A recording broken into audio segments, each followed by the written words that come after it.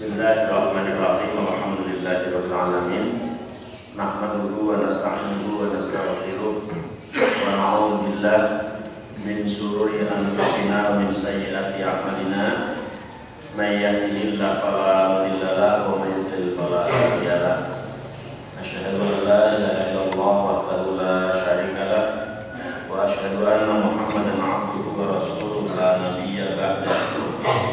Allahumma shalli wa sallim ala Muhammadin sallallahu alaihi wasallam wa ala alihi wa azwajihi wa dzurriyyatihi wa man tabi'ahum ila yaumil qiyamah.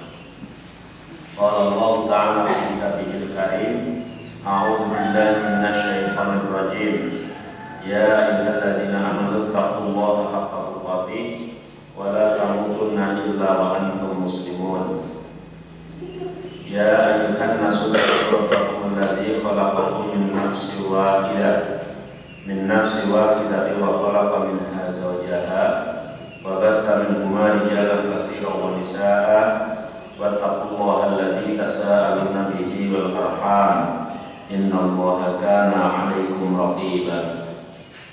Ya ayyuhalladzina amanu taqullaha wa qulu qawlan sadida yuslih lakum a'malakum wa yaghfir lakum dzunubakum wa may yuti'illaha wa rasulahu faqad faza fawzan 'azima.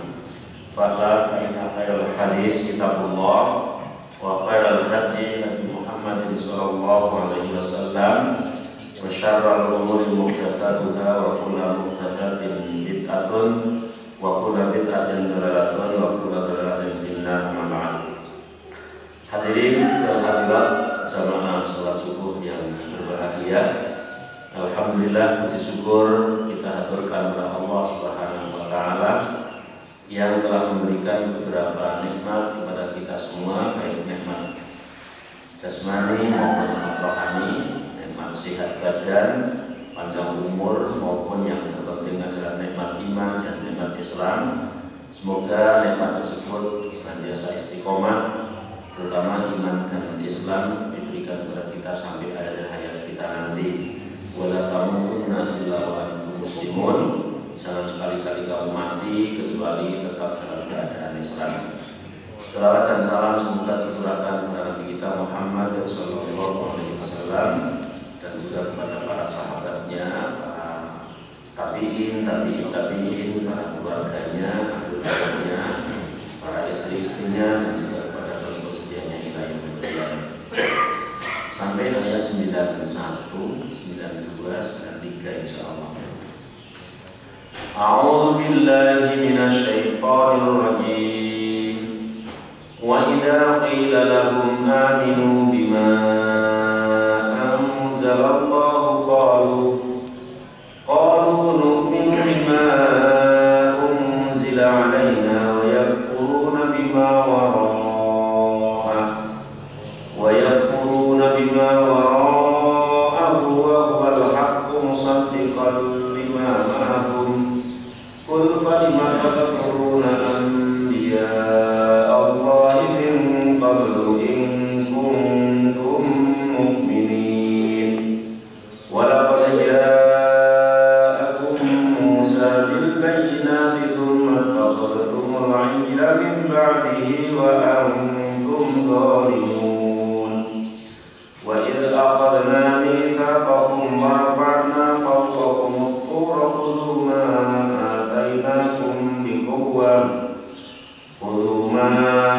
آتيناكم بقوة واسمعوا قالوا سمعنا وعصينا وأشربوا في قلوبهم العجل بكفرهم قل بئس ما يأمركم به إيمانكم إن كنتم مؤمنين.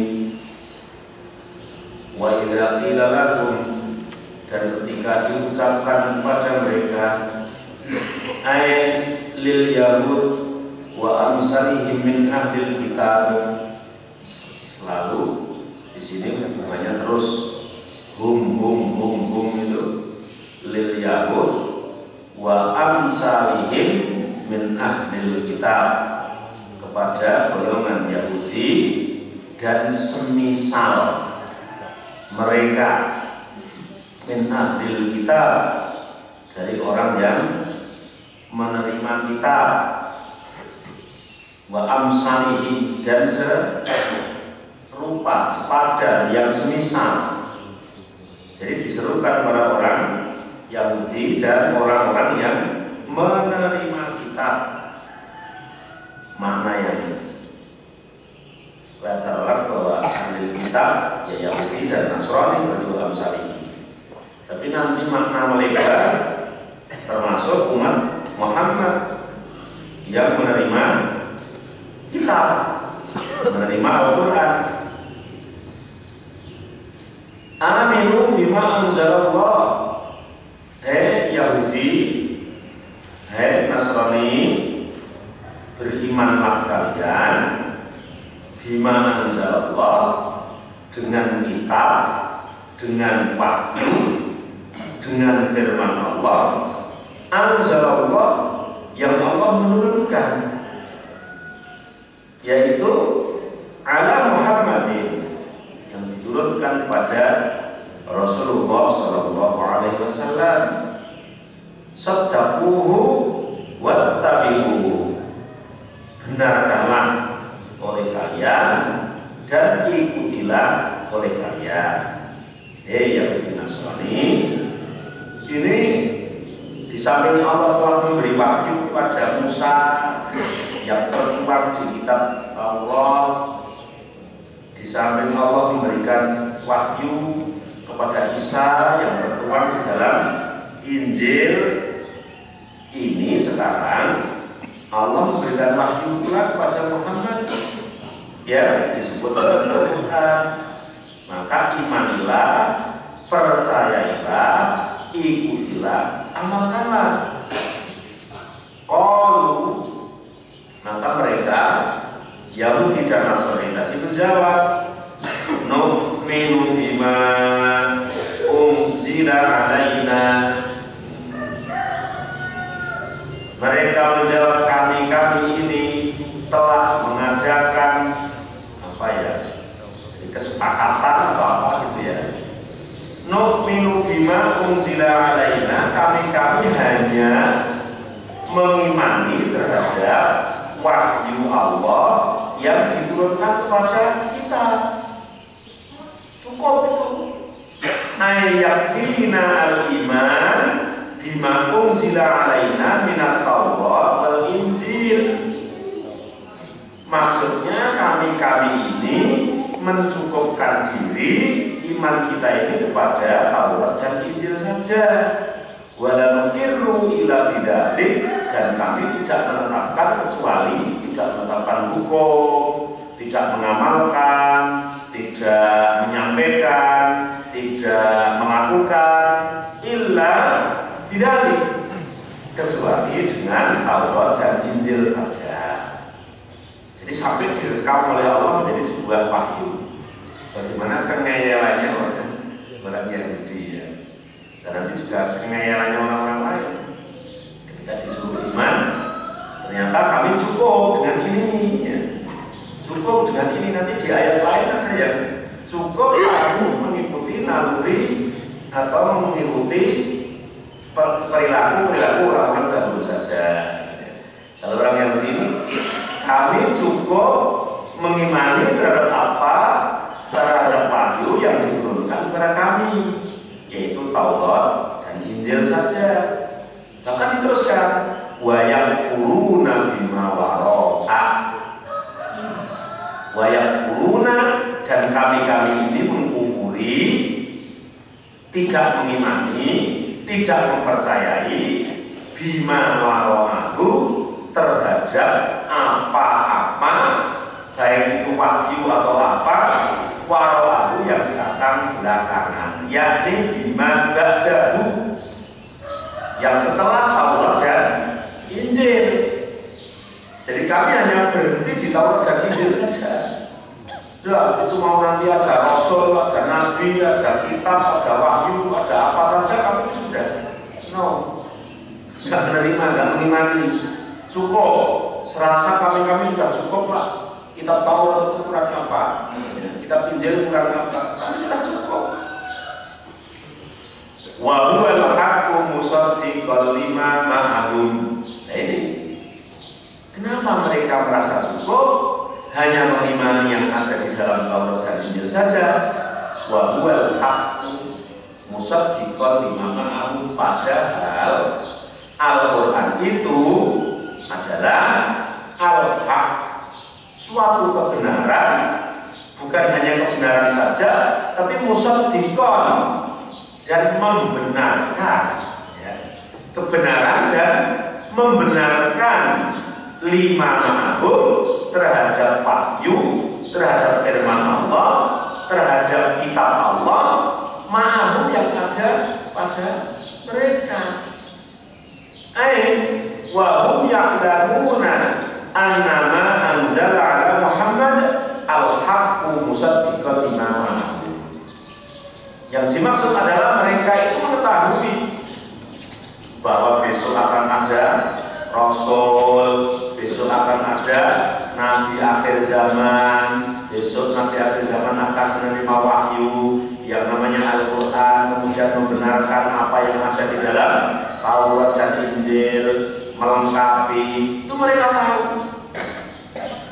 Al-haqqu musaddiqan lima ma'ahum, fi hali tasdiqihi lima ma'ahum min at-Taurat wal Injil, yakni tentang mereka membenarkan bahwa Al-Quran itu membenarkan apa-apa yang bersama mereka dari Taurat dan Injil. Fal hujjah qa'imatun 'alaihim bidzalik, maka hujjahnya adalah telah ditegakkan atas mereka dengan bahwa di dalam Al-Quran itu hanya membenarkan terhadap apa-apa yang telah diturunkan kepada mereka. Maka dalam ayat lain dalam surat Al-Baqarah sampai Allah berfirman, alladzina atainahumul kitab ya'rifunahu kama ya'rifuna abna'ahum. Sesungguhnya orang-orang yang kami beri kitab, alladzina orang-orang atainahum yang aku berikan kepada mereka Alkitab, ya'rifunahu, mereka mengenal, mengerti tentang Muhammad, kama ya'rifuna abna'ahum, sebagaimana mereka mengetahui terhadap anak-anak mereka sendiri, lebih daripada mengetahui terhadap anak mereka sendiri. Maksudnya gimana?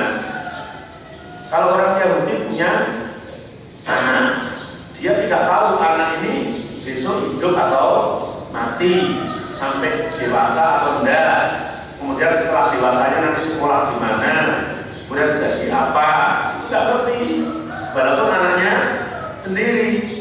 Tapi tentang Muhammad sampai walaupun dia belum lahir pada saat itu tahu Muhammad ini besok lahir dari pasangan suami istri Abdullah dan Aminah, kemudian lahir bapaknya sudah meninggal, kemudian diasuh oleh kakeknya dan pamannya, kemudian diajak dagang ke Sam, kemudian umur sekian nanti dapat wahyu, setelah itu kemudian itu tahu. Berarti lebih mengetahui terhadap Muhammad daripada anaknya sendiri. Oh, besok pasti jadi nabi, jadi rasul akhir zaman, itu tahu. Akan tetapi kenapa mereka mengingkari? Anzalallah apa? Nu'minu bima unzila alaina wa yakfuruna bima wara'a wa huwal haqqu musaddiqan lima ma'ahum. Kami hanya mengimani terhadap Taurat dan Injil saja, dan kami mengingkari terhadap wahyu yang diturunkan setelah Taurat dan Injil. Apakah itu juga benar? Klaim mereka yang seperti itu benar enggak? Pengakuan mereka hanya iman terhadap Taurat dan Injil itu benar enggak? Bisa dibuktikan enggak? Maka kemudian kalimat seterusnya Allah mengatakan, kul, katakan hai Muhammad, kul, katakan hai Muhammad, jawaban-jawaban yang itu benar enggak? Falima taqtuluna anbiya Allah min qablu in kuntum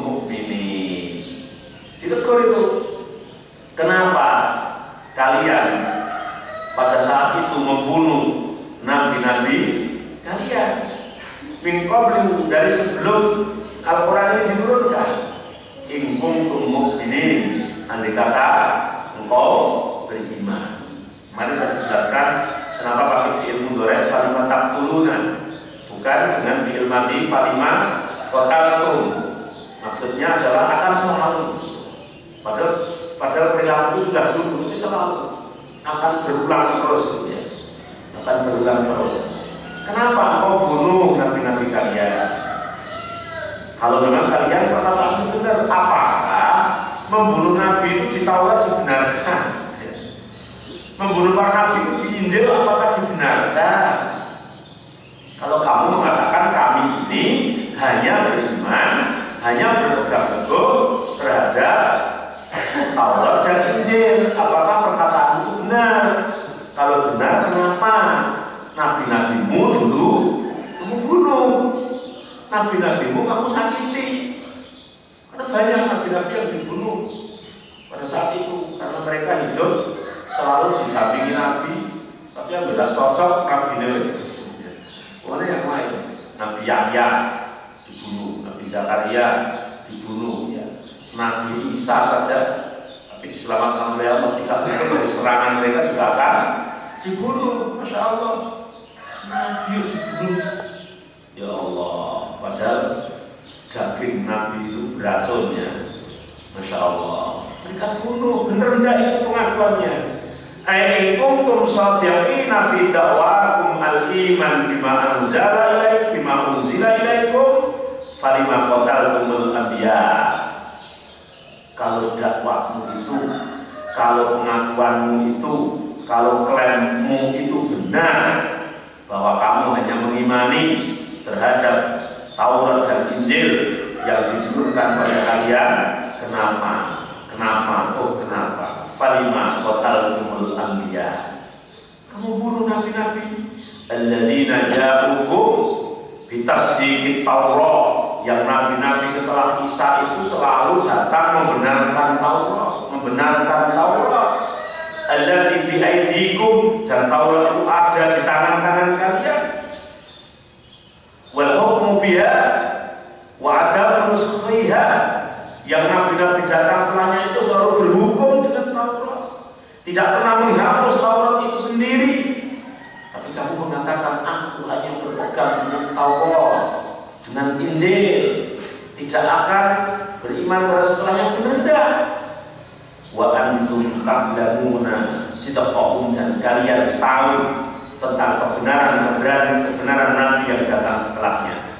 Qataltumuhum baghyan wa inadan wastikbaran ala Rasulillah.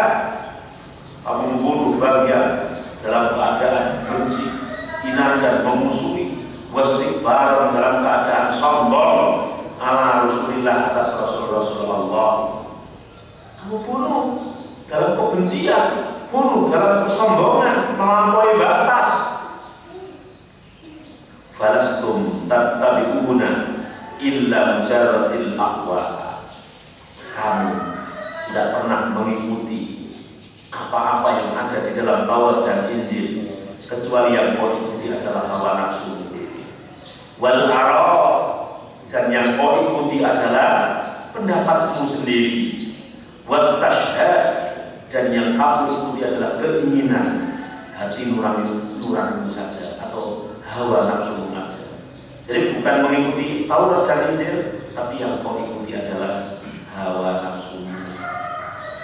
Ini pukulan terhadap orang Yahudi yang selalu mengatakan nu'minu bima unzila ilaina wa yakfuruna bima wara'ah. Kami mengimani terhadap apa-apa yang diturunkan kepada kami, dan kami mengingkari apa-apa yang diturunkan setelahnya. Tapi ini pelajaran bagi kita umat Muhammad Sallallahu Alaihi Wasallam, yang ketika Allah memerintahkan kembali pada Al-Quran terhadap apa yang diturunkan oleh Allah kepada Rasulullah Sallallahu Alaihi Wasallam, kadang kita juga menjawab, cukup kami mengikuti kepada bapak-bapak dan orang-orang tua kami. Benar enggak? Ketika bapakmu dulu bagus mengikuti Al-Quran dan Sunnah, ketika kita mengatakan dulu, ya, siapa yang lebih dulu? Maka Allah juga memberikan teguran, apakullama ja'akum rasul bima la tahwa anfusukum mustakbartum wa fariqam kadzdzabtum wa fariqam taqtulun. Apakah setiap rasul yang datang kepada kalian dengan membawa sesuatu yang tidak sesuai dengan hawa nafsu kalian, istakbartum, kemudian kalian menyombongkan diri karena yang dibawa oleh rasul tidak sesuai dengan hawa nafsunya, yang diserukan oleh rasul tidak sesuai dengan keinginan nafsunya, dan kalian menyombongkan diri. Fafariqam kadzdzabtum, sebagian kalian dustakan, wa fariqam taqtulun, dan yang sebagian kalian bunuh. Insyaallah, sebagian kamu dustakan, sebagian kamu bunuh. Itu apa? Apakah itu yang dimaksud kamu mengimani terhadap Taurat dan Injil? Imam As-Sadi mengomentari di dalam ayat ini, wa fi hadhil ayat yu'iduhumullahu tabaraka wa ta'ala. Artinya bahwa Allah Subhanahu wa ta'ala menanyakan, qul falima taqtuluna anbiya Allah min qablu in kuntum shadiqin. Ya Muhammad, qul ya Muhammad li Yahudi Bani Israel, hei Muhammad, katakanlah terhadap Yahudi Bani Israel, idza qulta lahum aminu bima anzalallah, ketika kamu mengatakan, hei Yahudi Nasrani, imanlah terhadap apa-apa yang Allah turunkan kepada Rasulullah Muhammad, qalu nu'minu bima unzila alaina, kami mengimani terhadap apa yang diturunkan kepada kami. Tanyakan, lima taqtuluna anbiya'akum min qablu in kuntum mu'minin bima anzalallah. Katakanlah, kenapa kalian membunuh terhadap nabi-nabi yang datang sebelumnya ketika kamu mengatakan bahwa kamu adalah beriman. Anbiya Allah, ya ma'syaral yahud, qad haramallahu fil kitabil ladzi unzila alaikum, bahwa nabi-nabi Allah adalah orang-orang yang diharamkan dibunuhnya, dan itu tertulis di dalam kitab yang kalian terima, di dalam kitab yang katanya kalian imani, di dalam kitab yang katanya kalian dijadikan sebagai pegang hukumnya. Bal amarakum bittibaihim wa ta'atihim wa tasdiqihim. Bahkan Allah dalam Taurat, dalam Injil memerintahkan agar kalian mengikutinya, kalian mentaatinya, kalian membenarkannya kepada mereka. Wa dzalika minallah takdzibun lahum fi qoulihim nu'minu bima unzila alaina. Ini namanya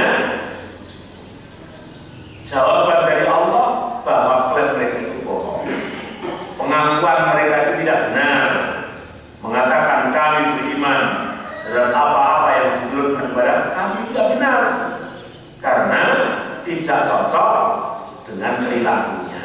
Makanya ada istilah kalau orang Jawa mengatakan Purwodadi kotane, sing dadi nyatane ora kena kok aos lambe gabung gawe, bilang gitu. Buka banyak orang aos lambe gabung gawe, artinya omongannya sekelompok kenyang, enggak masuk ya. Makanya ketika kita belajar sejarah, kalau zaman sahabat, tabi'in dan tabi'in itu orang yang sedikit perkataannya, tapi hanya amalnya. Dan setelah zaman tabi'in, kemudian sampai sekarang itu orang banyak ngomongnya, sedikit amalannya, ya. Sedikit amalannya. Tapi masih lumayan ketika dibanding dengan kelakuan Yahudi yang kemudian kadang-kadang kita niru. Jadi kita kadang banyak ngomong, nggak ada buktinya. Ketika apalagi main-main dunia maya di internetnya, baik itu medsos yang media sosial, baik Facebook atau yang lain, itu banyak orang kalau ngomong tinggi-tinggi, begini buat merumpuh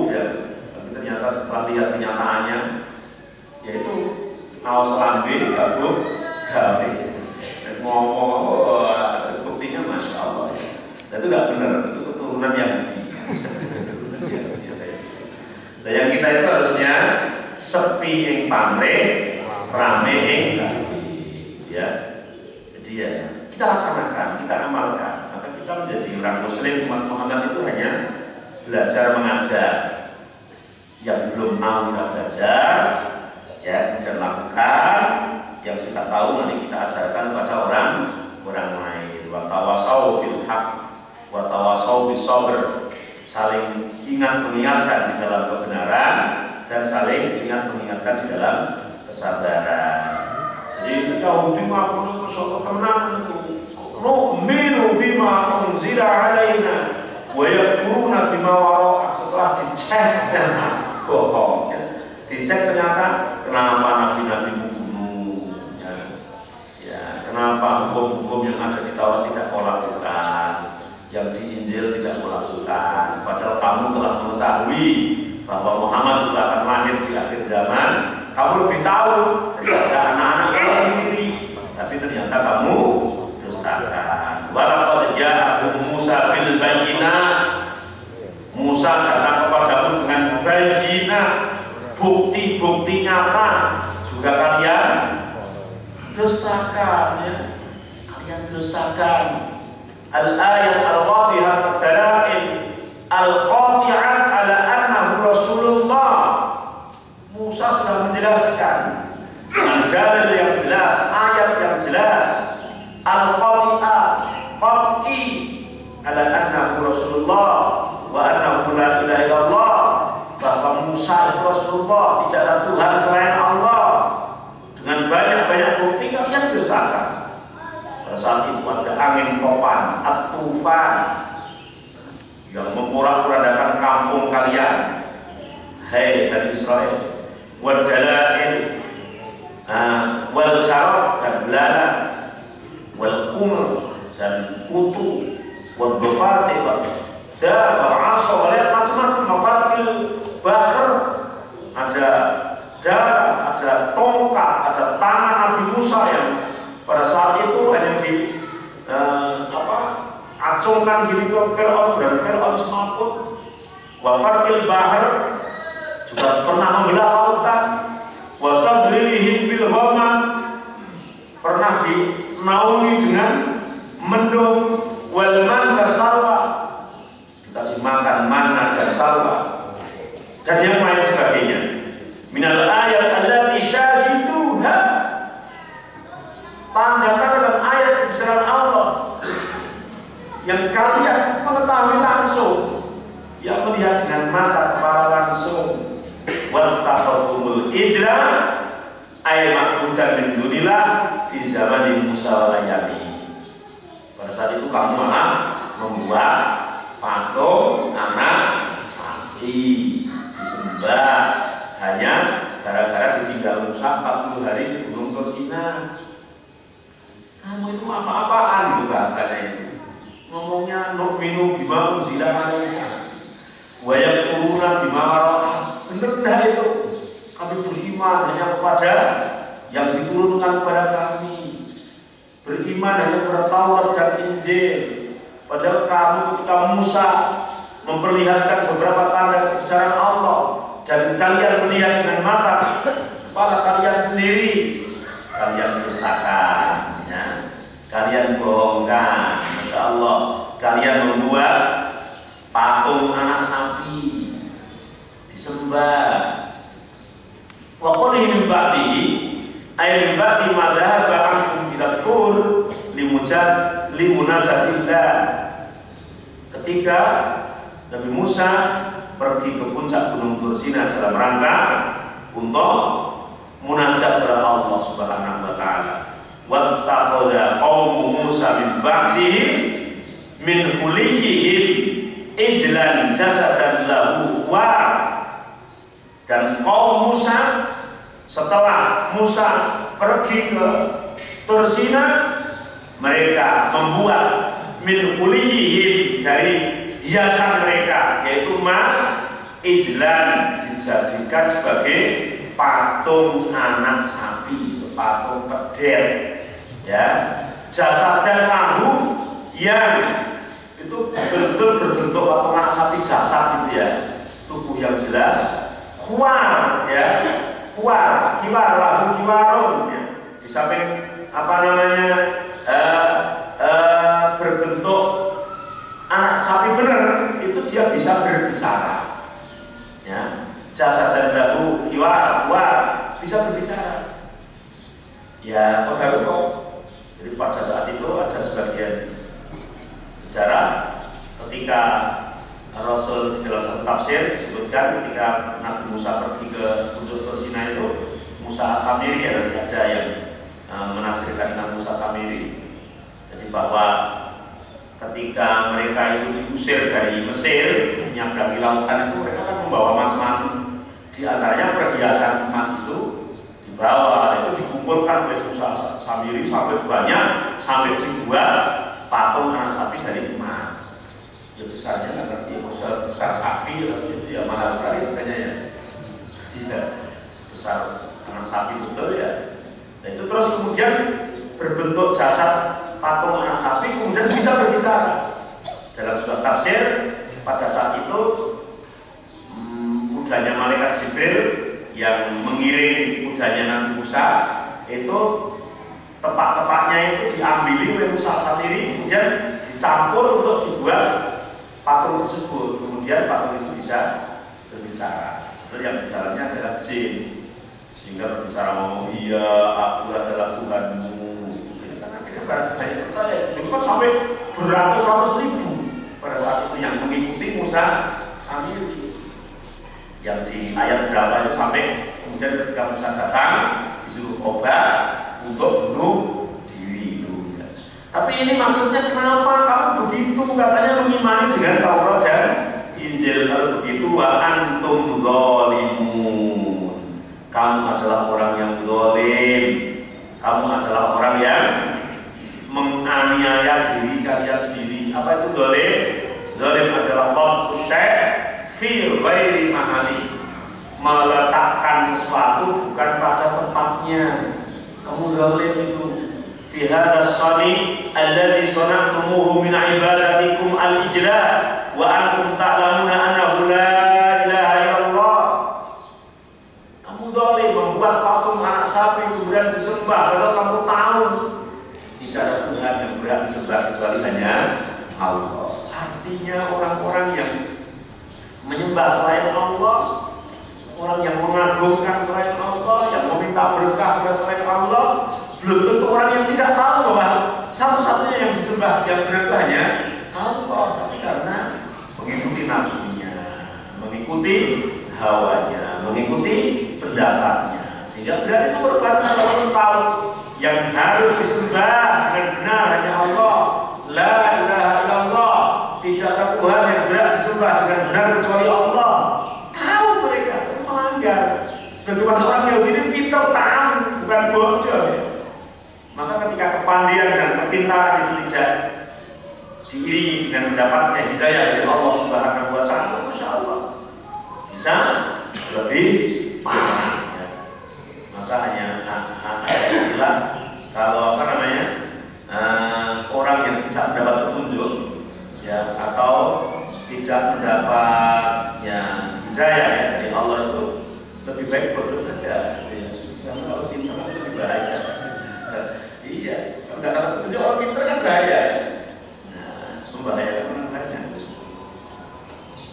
Juga di ayat yang lain Allah Subhanahu wa Ta'ala berfirman, "Walam masuki fi aidihim wa ra'au annahum qad dhallu qalu la illam yarhamna rabbana wa yaghfir lana lanakunanna minal khasirin." Ketika mereka sudah menaruh kegelisahan, mereka sudah merasa gelo ya, fi aidihim yang ada di dalam tangan mereka, yang ada pada kelakuan mereka, wa ra'au annahum qad dhallu, dan mereka tahu bahwa apa yang mereka lakukan itu salah.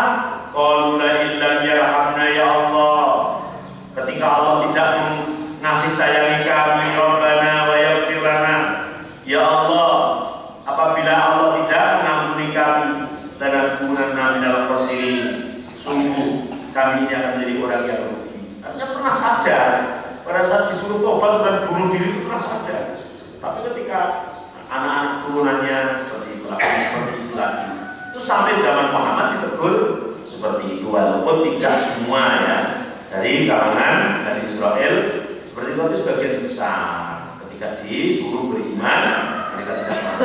Tapi yang masuk Islam juga banyak ya. Ketika zaman Rasulullah ada Abdullah bin Salam ya. Ada istri Nabi juga yang namanya siapa?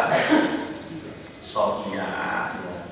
Ada yang kemudian masuk Islam. Kemudian ayat 93, wa il aqadna mitsaqakum wa rafa'na fawqakum at-tur khudhu ma atainakum biquwwatin wasma'u. Dan ketika aku mengambil janji atas kalian, ini di ayat sebelumnya juga sudah disinggung hampir sama. Wa rafa'na fawqakum at-tur, kemudian aku angkat gunung Tur Sina di atas kalian. Khudhu ma atainakum biquwwah, ambillah apa yang aku berikan kepada kalian biquwwah, dengan semangat, dengan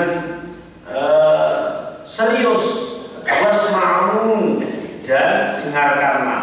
Artinya Allah mengambil janji sampai diangkatlah gunung Tur Sina ya di atas mereka. Jadi betul-betul secara fisik gunungnya diangkat di atas. Ayo, kamu mau janji tidak? Ya. Kalau sekarang diangkatkan Al-Quran ya, mungkin karena Al-Quran itu lebih berat daripada gunung. Karena di dalam ayat yang lain apabila Al-Quran diturunkan dari gunung itu hancur ya. Sehingga ini lebih berat ya, janji. Ayo janji Al-Quran di atasnya lebih berat ya. Tapi sama saja. Zaman sekarang dengan zaman dulu kadang-kadang itu sama. Samanya gimana? Mereka jawab qalu sami'na wa asaina. Sami'na wa asaina, iya. Tapi kadang enggak ke mulut. Iya, ini janji ya, terima janjinya.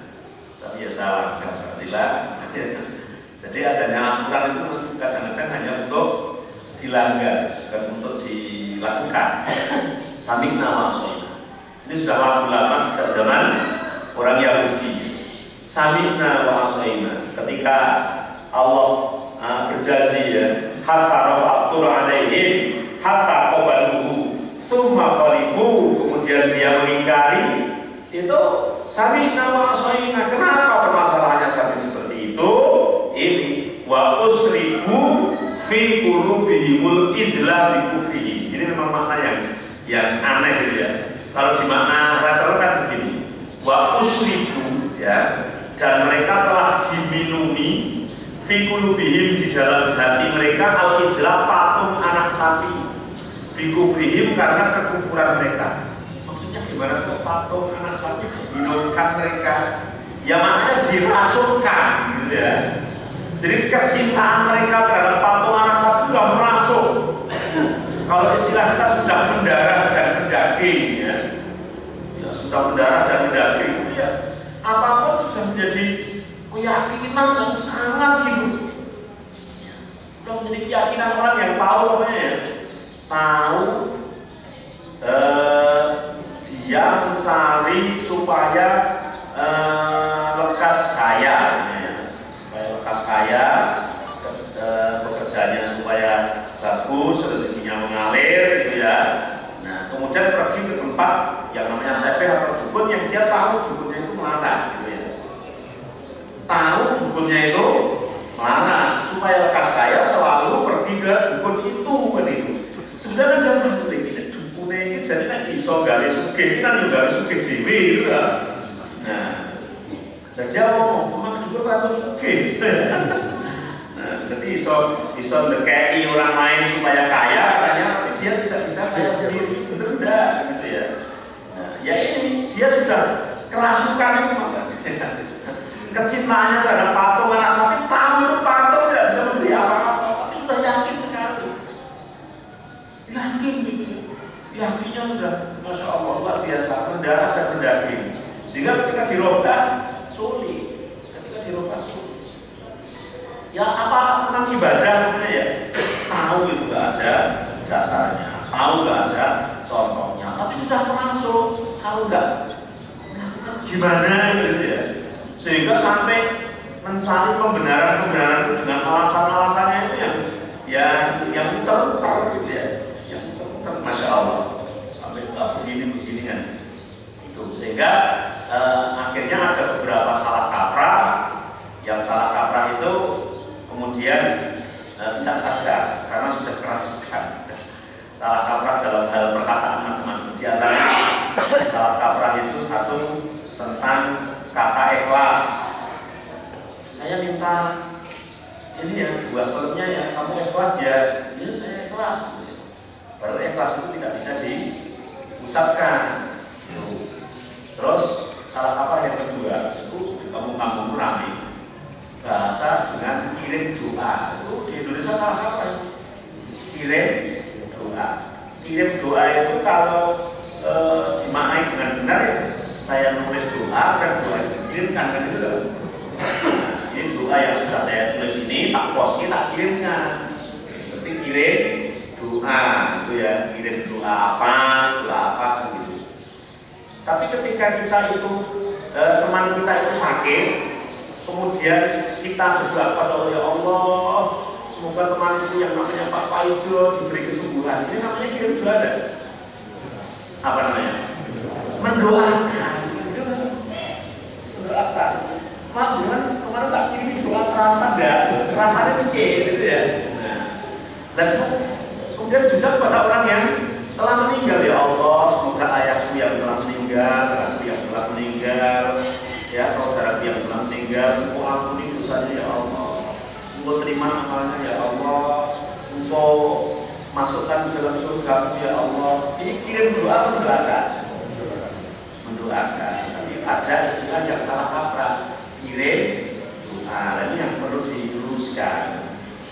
Jadi bukan kirim, ini mendoakan. Yang mendoakan itu mendoakan orang yang mati dengan mendoakan orang yang hidup ya sama. Mendoakannya tinggal kebutuhan. Kemudian yang didoakan itu terasa atau tidak, ya nggak ngerti itu ya. Nah, nggak ngerti. Kan saya yang dengan tak doakan, saya nggak ngomong-ngomong sama dengan kan rasanya cuma tak doakan, rasa nggak usah. Terus pas pokoknya di bel itu langsung kemarin tak bel nggak diangkat, nggak rasa. Ini istilah yang perlu, sehingga bukan kirim doa tapi mendoakan. Terus di prepare lagi jadi tidak betul maksudnya. Yang dimaksud kirim pahala. Ini di rumah ada kirim pahala ya. Pahala itu kalau urusan dunia kayak upah gitu lah. Nah, kan saya kerja di rumah dengan, kemudian setelah itu digaji, kemudian gaji ini saya kirimkan ke anak istri saya yang di kampung kan begitu. Jadi kirim gaji, karena jelas sudah menerima gaji itu. Dan sekarang kalau kirim pahala, seolah-olah menyakini sekali bahwa saya ini beribadah ini sudah berpahala, dan pahala yang saya bodong ini saya kirimkan. Itu nanti salah persepsi lagi. Makanya kita harus luruskan lah. Karena usrifu fi qulubihim sudah kerasukan tadi, sehingga salah kaprah jalan terus, gitu ya. Maka perlu bahasa itu terus diluruskan, karena bahasa itu akan kemudian lari kepada makna istilah, maka yang sebenarnya akhirnya menjadi salah dalam pengamalan itu. Nah, yang benar gimana? Yang benar kirim pahala. Yang benar gimana?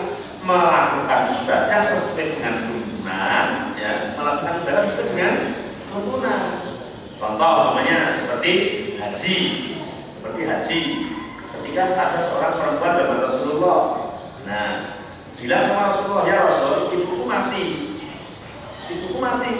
dan ingin haji belum sampai kelaksanaan. Apakah aku menghajikan untuknya? Iya, kamu pergi haji untuknya. Nah, ini namanya pergi haji untuk ibunya, beribadah sesuai dengan tuntunan. Pahalanya kayak apa gitu ya. Nah, tidak kirim pahala kan begitu ya. Nah, itu contohnya seperti. Tapi ini orang Yahudi ini wa usrifu fi qulubihimul ijla bi kufrihim. Cintanya terhadap anak sapi itu juga luar biasa. Sehingga walaupun dia tahu itu salah, dia tidak terasa. Sama halnya orang yang sudah sering digebuki, ya. Nah, itu beda dengan orang yang baru digebuki 1-2 kali. Sudah tidak terasa karena sudah biasa gitu ya. Dan ngapal gitu ya. Nah, biasa itu akhirnya tidak keras.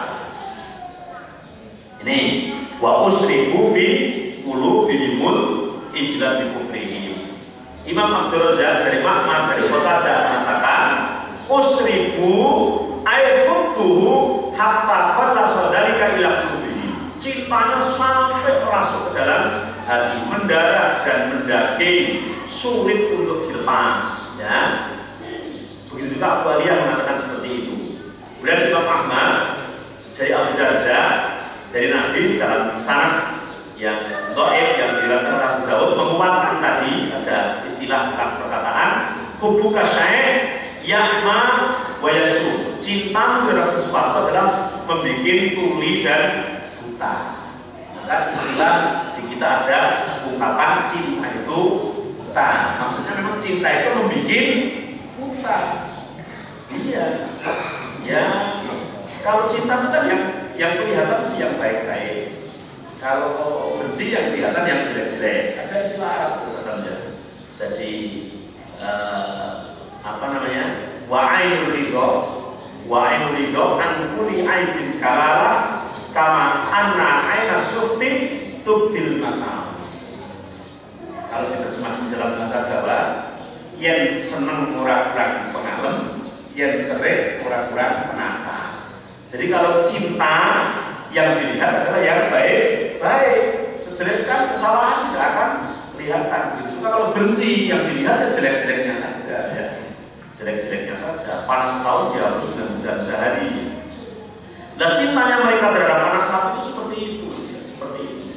Ada sedikit riwayat oleh Ibnu Katsir, ini diriwayatkan dari Imam As-Sadi, ya. Dari Imam As-Sadi meriwayatkan bahwa Musa itu mengambil patung anak sapi itu ketika pulang dari puncak Gunung Tursina dan dipotong dengan pisau besar. Apa ya? Bedul, pedang, ya. Pedang, bedul, ya. Summa darahu fil bahr. Kemudian patung anak sapi yang dari emas itu dibuang di laut oleh Musa. Malam yang koyat jadi, malam yang bahru yajri yawma idzin ila waqafihi syai'. Sehingga laut yang digunakan untuk membuat patung sapi sampai sekarang dibuat membuat sesuatu. Riwayatnya seperti itu. Sumaqala Musa, kemudian Musa mengatakan kepada umatnya, isrobu minhu fasyaribu. Minumlah kamu dari laut itu, maka mereka pada minum. Pamangkana yuhibbuhu kharaja ala syaribaini adzaha. Maka yang minum semua manusia minum, kemudian yang cinta terhadap patung anak sapi, artinya yang ketika Musa di Gunung Tursina itu menyembah anak sapi, maka setelah minum air itu dari kumisnya keluar emas. Keluar emas atau merosot di situ. Oh, seperti itu kamu yang suka yang menyembah. Itu seperti itu. Yang tidak cinta tidak. Nah ini sebagian menafsirkan kata wa usribu fi qulubihimul ijl. Mereka diminumi patung anak sapi. Maksudnya patung anak sapinya itu berjalan, sehingga ketika minum air yang sudah dibuat sana patung anak sapi itu keluar emasnya. Tapi sebagian penafsir bukan itu yang dimaksud, ya. Yang dimaksud adalah kecintaan. Sebagaimana Imam Qurtubi, ya. Bagaimana Imam Qurtubi mengatakan bahwa tasyai'ul ghairu hauna, bukan ini, sehingga yang dimaksud adalah kecintaan.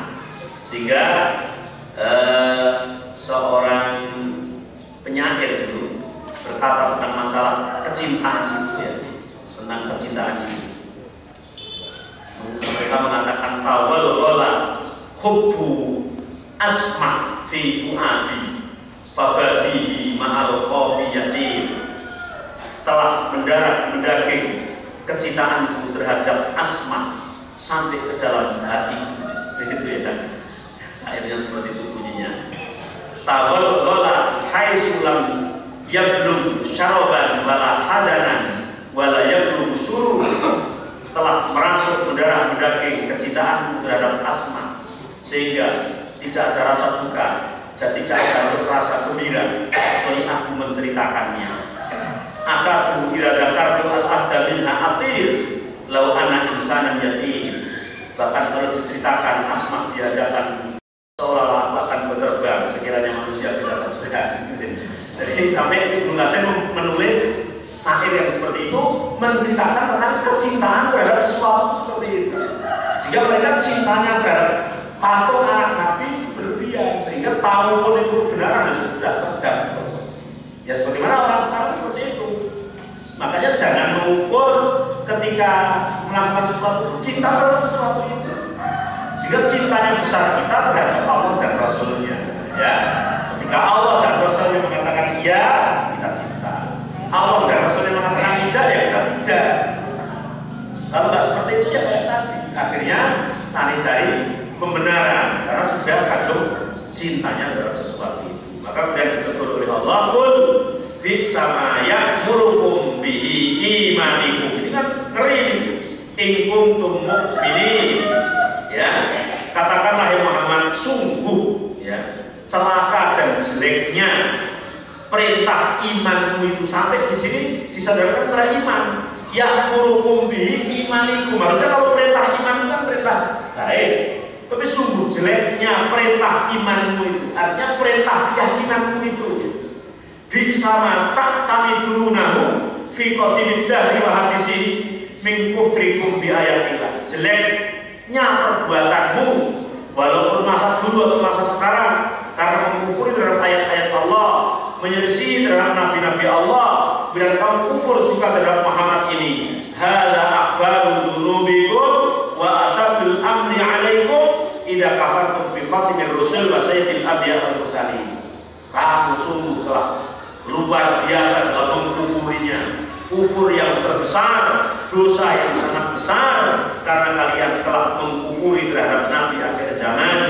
Al-maqbus ila nasi ajma'in, yang diutus bukan hanya untuk golongan tertentu, untuk suku tertentu, bangsa tertentu, tapi diutus ila nasi ajma'in, untuk manusia seluruhnya. Masih kamu ingkari, masih kamu kufuri. Fa kaifa tad'una li anfusikumul iman. Terus kamu mengatakan tadi, nu'minu bima unzila alaina, aku beriman. Maka terus kemudian ditegurnya kan, alangkah jeleknya perintah iman itu. Kalau kelakuanmu seperti itu bukan perintah iman, kamu bohong mengatakan iman itu. Wa qad fa'altum hadhil afa'il al-qabihah, perilaku jelek, min naqdikum al-mawathiq, mengingkari janji, wa kafa wa kufrikum bi ayatillah, dan kamu mengkufuri ayat-ayat Allah. Wa ibadatikumul ijla min dunillah, kamu menyembah patung anak sapi yang bukan Allah. Berarti klaim bahwa kamu adalah iman terhadap Taurat, iman terhadap Injil adalah sesuatu kebohongan yang nyata. Begitu juga ketika zaman-zaman sekarang ini, kita harus betul-betul cross check apa yang kita lakukan, apa yang kita imani, apa yang kita jalankan, sesuai dengan terhadap anjuran Allah, anjuran Rasulullah, para sahabat, sesuai juga dalam Al-Quran dan Sunnah Rasulullah Sallallahu Alaihi Wasallam. Ya, kalau nggak sesuai, kita harus rela membuang, ya, membuang keyakinan itu. Jangan menunggu seperti umat Musa minum air laut kemudian emasnya keluar dari kumisnya, gitu ya. Kita apakah mau menunggu teguran yang seperti itu? Apakah mau menunggu malaikat datang ke pintu-pintu rumahmu untuk mengetuk pintu suruh untuk bertaubat? Padahal kamu tahu ini salah, ini salah, ini salah, dan tahu ini yang benar, ini yang benar. Tapi masih banyak orang itu, saya tahu benar, saya tahu itu, tapi apa kata dunia kalau saya begitu, gitu ya. Nah, itu yang perlu diperhatikan, jangan sampai perilaku orang Yahudi, orang Bani Israel pada zaman itu selalu terbawa sampai sekarang, sehingga kita mewarisi kejelekannya. Kita selalu berdoa kepada Allah, semoga mendapat warisnya para nabi, bukan warisnya orang Yahudi dan Nasrani. Sekian, semoga bermanfaat. Silakan kalau ada pertanyaan.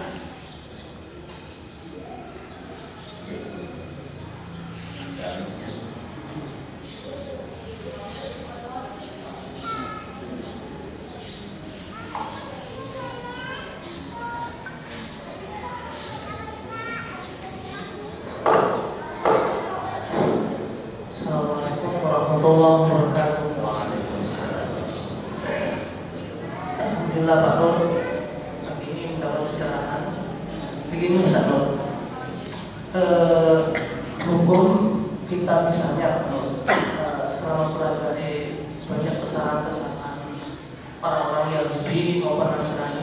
masalah yang terangkan ini ada sedikit yang mengajar saya itu ini Ustaz. Adakah hukum kalau kita mempelajari di mana letak kesalahan mereka itu di dalam kita? Apakah ada hukum di dalam agama kita? Lalu seandainya kita itu mempelajari kitab mereka. Terus kedua, kalau seandainya kitabnya itu terjadi banyak kesalahan, kenapa kita tidak berusaha mendahulukan atau mengkompar, membandingkan sisi mana yang salah di kitab mereka itu, sehingga kita lebih mendalami kesalahan mereka itu dan mereka kita dakwai gitu. Ini loh kesalahan kamu, ini loh kesalahan kamu.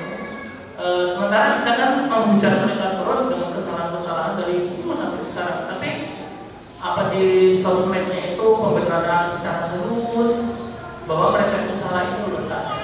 Kayak paling penting itu yang selama ini apa namanya itu yang saya katakan, yang saya berikan itu, bolehkah kita mempelajari kitab mereka? Sementara kita kemungkinan belum banyak tahu Pak apa isi Injil itu.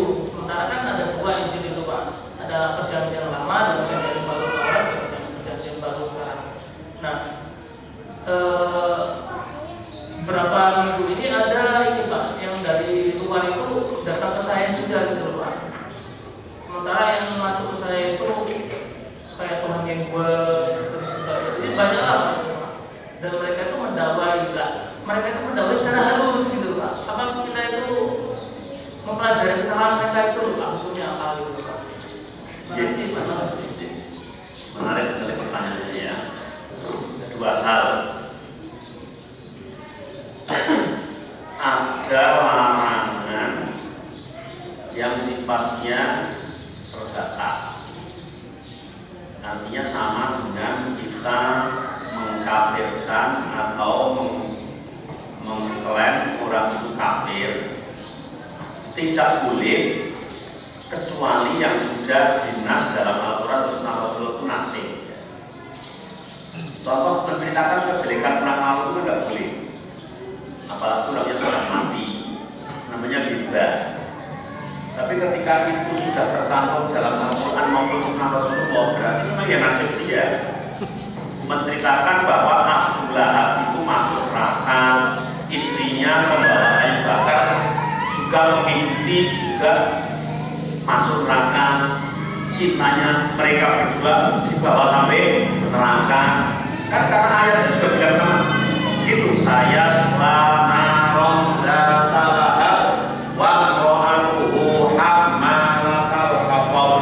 Dan itu apakah itu termasuk ayat hebat, ayat hujatan? Nah ini kalau sudah tercantum di dalam Al-Quran dan Sunnah Rasulullah, ya sudah, itu nasib mereka dan itu kita tetap disyariatkan untuk menceritakan. Mungkin bahasanya tidak dikatakan bahwa kamu kok gak hebat Abu Lahab ya, kan begitu ya, kamu gak hebat Firaun namanya. Nah sebagaimana ini peringatan-peringatan tersebut adalah ketika kita melihat nasnya, wa idza qila itu menunjukkan sudah terjadi dialog, bukan hanya sekadar terjadi di belakang, tapi sudah terjadi dialog. Al-Quran bilang wa idza qila ketika Muhammad atau para sahabat pengikut Muhammad berarti berkata kepada mereka, aminu, saja aminu, hei yang berdinasari, aminu bima anzalallah, kamu beriman terhadap ayat yang diturunkan Allah kepada aku ini, aku Rasulullah akhir zaman. Qalu, maka mereka menjawab begitu, nu'minu bima unzila ilaina wa yakfuruna bima wara'a. Ini sudah terjadi ajakan, sudah terjadi dakwah, bukan hanya hujatan. Itu satu. Yang kedua, bahwa ketika pada zaman sahabat, para sahabat menanyakan pada Rasulullah, ya Rasul, apakah kami diperbolehkan mempelajari Injil, kan gitu ya? Ternyata Rasul mengatakan tidak perlu, karena isi Injil yang benar itu ada di dalam Al-Quran.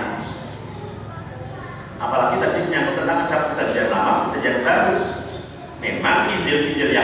ada ketika sudah zaman Muhammad turun banyak dirubah oleh mereka. Sehingga sekarang tidak ada Injil yang asli. Toh ada klaim katanya Injil Barnabas itu asli. Kalau itu asli mereka baca dan mereka imani pasti masuk Islam, gitu ya. Masuk Islam. Karena di situ ya'rifuna kama ya'rifuna. Dan yang ketiga, dalam hal dakwah yang sifatnya mengajak keluar berdialog sudah dimulai zaman Rasul. Kalau sekarang memang mampu mempunyai kemampuan lebih baik. Tapi ketika tidak punya kemampuan bisa jadi kita yang terwarnai. Dan kalau di dunia saat ini sudah terwakili yang namanya Dr. Zakir Naik sudah mengislamkan berapa ratus ribu orang. Dan mungkin kapasitas seseorang yang sudah seperti beliau atau paling enggak ujarnya tahu ya bisa gitu. Nah, kita kan sampai di tahun ini kan dia kepalanya dihargai berapa triliun gitu ya. Siapa yang bisa memenggal kepalanya Zakir Naik oleh paus yang dimana dihargai sekian triliun. Karena sudah sekian ratus ribu orang masuk Islam gara-gara debat dengan itu Zakir Naik. Nah, kalau memang punya kapasitas dan kemampuan seperti itu. Tapi tidak semua orang mampu seperti itu. Buktinya kita itu punya kitab Al-Quran hanya 30 juz. Hanya orang banyak yang membaca sampai kapan saja kadang belum selesai. Padahal orang Islam menurut saya bukan menghujat, tapi ayo kita upo gitu ya. Masa bocor sampai ngaku belum ya, apalagi sampai hafal gitu ya. Ya alhamdulillah sih hanya umat-umat Islam yang hafal Al-Quran itu banyak. Tapi takutnya nanti ketika hadis Rasulullah yang berbunyi besok akhir zaman itu Islam tinggal namanya, Al-Quran tinggal tulisannya, apakah termasuk orang-orang yang hafal itu juga hilang kan?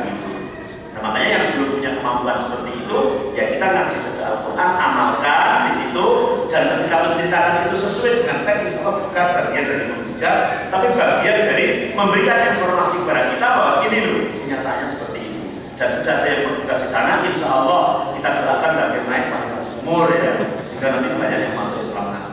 Begitu.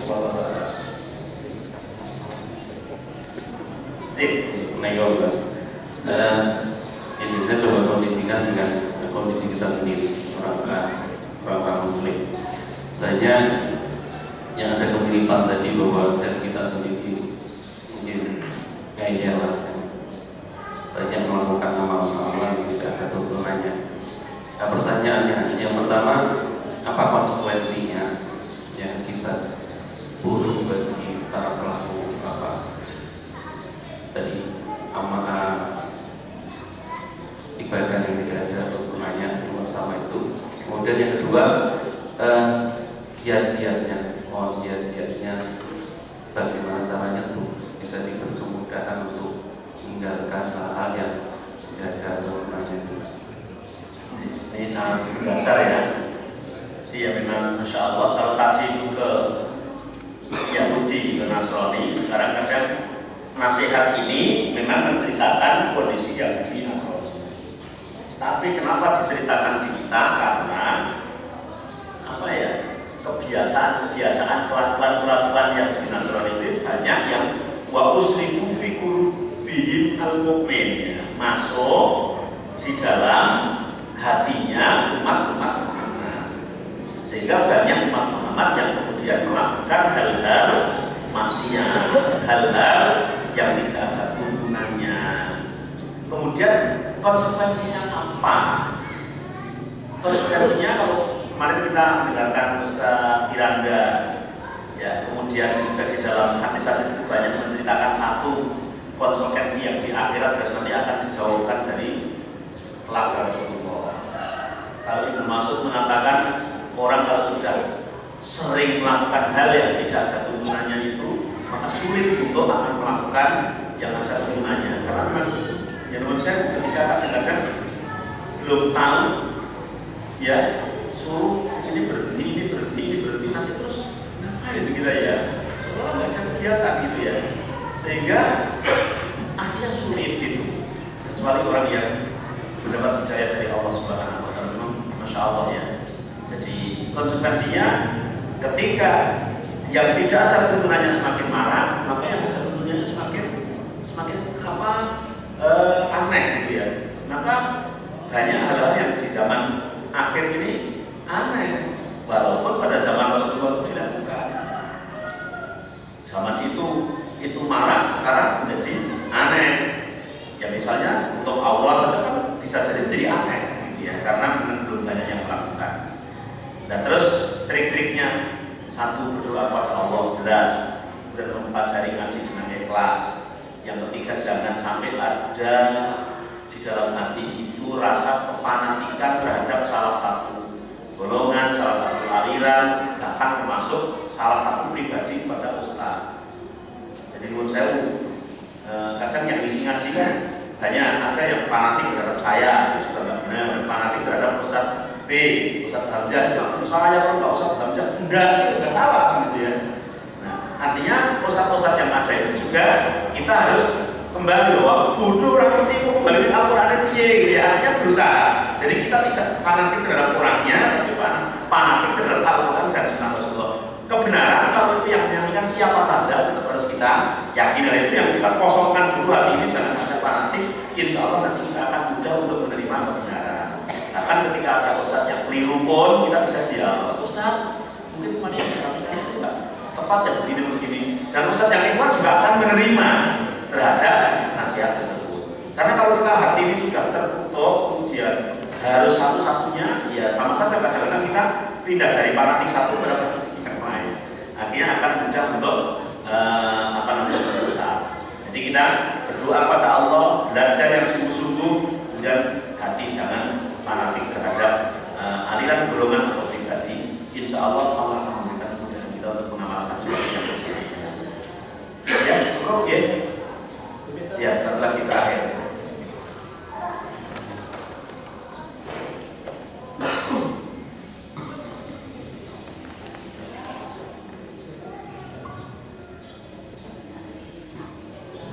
Sebenarnya tentunya ini Ustaz ada dua persoalan. Yang pertama, ini ketika menghujat Ustaz tidak menghujat.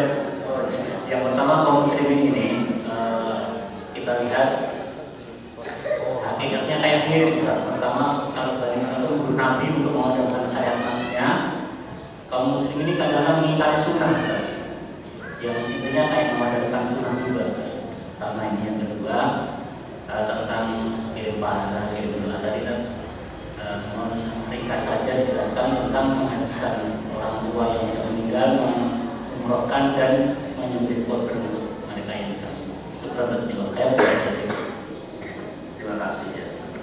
Ya, jadi kalau membunuh itu memang kalau kontekstual itu bisa membunuh fisik, bisa membunuh karakter kan gitu ya. Kalau kontekstual, ya memang ini ditujukan kepada Bani Israel cerita ini, tapi maknanya, kandungannya adalah menasihati kepada umat ini, jangan ditiru lah. Jadi mengatakan beriman tapi nabi kalian dibunuh, ya, hukum para nabi itu tidak dipatuhi, tidak ditaati, diingkari kan begitu. Sehingga ada beberapa kaji kan begitu. Nah, makanya kita sebagai umat Muhammad ya jangan kemudian ingkar sunnah, membunuh yang disampaikan oleh Nabi ya, dan tidak mentaati, dan tidak menjalankan hukum yang telah disampaikan. Itu sifat-sifat penitipan. Makanya tadi memang bukan hujatan, tapi cerita yang Allah yang menceritakan, kemudian dinasihatkan kepada kita, jangan sampai karakter yang seperti itu kita. Untuk menghajikan dan mengumrohkan, kalau haji itu ada dalil satu yang saya sampaikan di awal tadi. Ketika ada perempuan nanya ke Rasul, ya Rasul, ibuku mau haji tapi belum terlaksana dia meninggal, apakah aku menghajikannya? Maka Rasul mengatakan, lakukanlah, hajikanlah untuk ibu. Maka sehingga para ulama memberikan makna menghajikan kepada orang tua itu satu yang ketika orang tua pada saat itu mampu untuk pergi haji dan belum sempat sampai pergi haji sudah meninggal. Kalau gambaran sekarang itu sudah bayar ONH, daftar tunggunya 22 tahun. Setelah daftar 5 tahun meninggal, apakah boleh besok dihajikan oleh anaknya? Boleh. Tapi kasusnya ketika orang tua itu juga belum ONH, dan ketika zaman itu juga nggak mungkin orang tua ini bisa haji dalam kondisi ekonomi yang seperti itu. Setelah orangnya meninggal, anaknya jadi kaya. Apakah anak ini menghajikan orang tuanya? Dia nggak ada contohnya. Tidak, karena orang yang sudah mati itu sudah selesai. Hanya anak itu beramal soleh, maka secara otomatis orang tuanya akan mendapat pahala. Itu juga tentang umroh. Jadi ada beberapa ibadah yang memang dilaksanakan karena memang ada contoh. Nah itu untuk haji dan umroh seperti itu. Begitu juga masalah kurban. Kurban kan tahun ini untuk saya, tahun berikutnya serah panitia untuk istri saya, tahun berikutnya untuk bapak saya yang sudah meninggal, berikutnya untuk ibu saya. Itu ada contohnya. Contoh dari Rasulullah itu, Rasulullah pernah kurban 1 kambing, berdoa, ya Allah taqabbal min Muhammad wa ali Muhammad wa ummati Muhammad. Terimalah ini dari Muhammad ya Allah, dari keluarga Muhammad, dari umat Muhammad. Bahkan ini sudah mewakili masyarakat muslim yang miskin, tidak kurban sudah dikurbankan Rasulullah gitu. Yang miskin karena tidak mampu. Dan Rasulullah pernah kurban 100 ekor kambing, dipotong sendiri ketika itu hajinya Rasulullah. 60 dipotong sendiri, dan yang 40 sudah capek minta tolong kepada sahabatnya. Ini menunjukkan minimal 1 kambing dan maksimal sampai 100 kambing, dan tidak menyebutkan ini untuk Khadijah, ini untuk siapa yang sudah meninggal, ini untuk Hamzah. Tidak. Itu menunjukkan satu keluarga itu mengeluarkan ini mewakili keluarga sesuai dengan kemampuan. Boleh 1 kambing, boleh 1 sapi, boleh 2 sapi. 1 sapi untuk 7 orang itu sudah minimal. Boleh 1 sapi untuk 1 orang. Tidak usah perlu disebut. Kalau kita mampu setiap tahun kita kurban. Tidak perlu dihitung tahun ini saya, tahun berikutnya istri, tahun berikutnya bapak, tahun berikutnya anaknya. Tidak. Tidak keluarga itu.